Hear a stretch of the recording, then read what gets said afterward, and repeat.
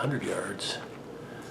And you can see the bigger group there, of just under 3 inches, is 59 grains, page 414. And when I jumped up to 61 grains, went down to 1.04, and that was with Hornady Spires, or FTXs rather. So that's a little bit about the accuracy. Also got a 1-inch group with the Woodleighs one time. So this is an example of the FTX bullet. And the interesting thing about this FTX bullet is that it is got a long shank. If you take a look at that shank, it's got a long shank. So look at that shank, it's long. And a short little ogive. And although it expands really fast, it actually holds together better than I thought it would. And part of the reason is that long ogive, or that long shank rather. So it's got a long straight shank with a little core lock device, the interlock at the bottom of that. So that's actually a great bullet. It's got a ballistic coefficient of 320. Started at 2550, 2600 feet per second. It shoots pretty flat right out to 250 yards. You can maybe get 300. Still going around 1700, 1800 feet per second at 300 yards, which is enough to expand that bullet because of that tip. So that's a very effective bullet. This is the 200, another bullet that you can get. Now this is no longer available as a loaded bullet, but it is available, or a component bullet, but it is available as a loaded bullet. That's the Winchester Silvertip. I have a box of these that I can load, and that aluminum cap under that is soft lead, and it really expands just as quickly as the FTX bullet, and it's got a thicker jacket, so it hangs together pretty well too, and it penetrates about as well as the FTX bullet.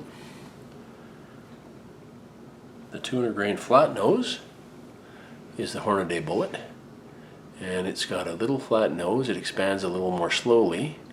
It's got less of a shank than the FTX, so it holds together a little better, but not as much as you might think.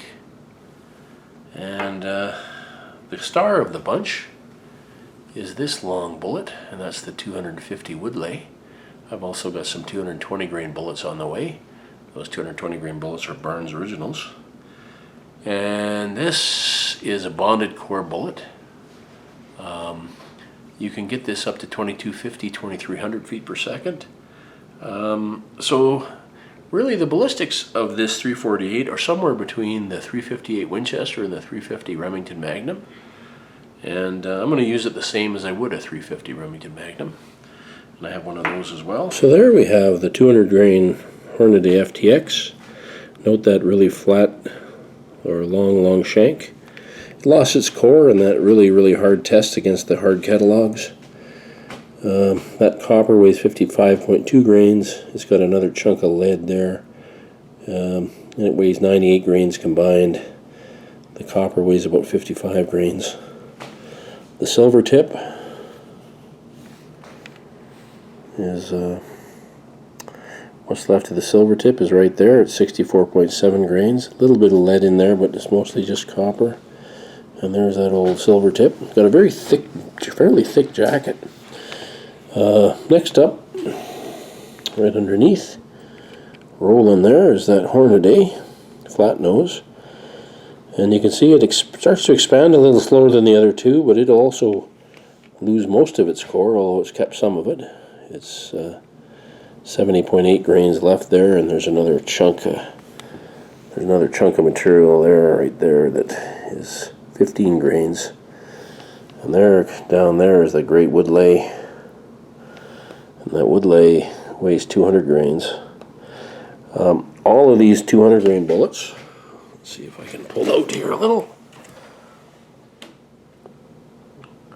That doesn't like to, there it goes.